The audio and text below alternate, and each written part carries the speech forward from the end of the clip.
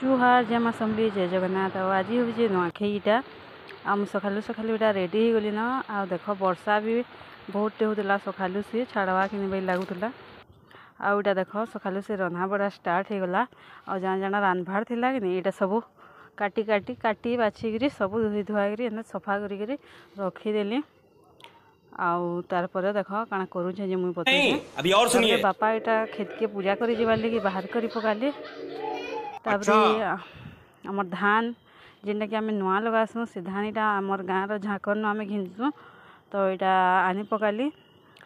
सब खाना वाना रेडी होता न रेडी होता न बोले देख काଣା काଣା बनी थी मुझे देखी पारुथी आधा जिनिस ना देखिए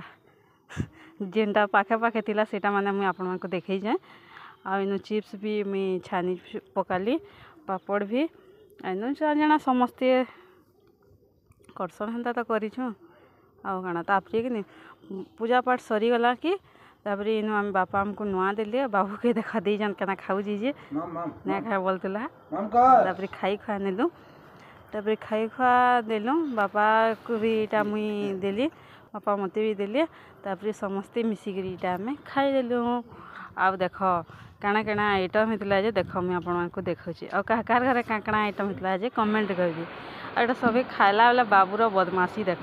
गोटे बाल्टी धरिकी सब चप्पल बोतल सब भर्ती छे।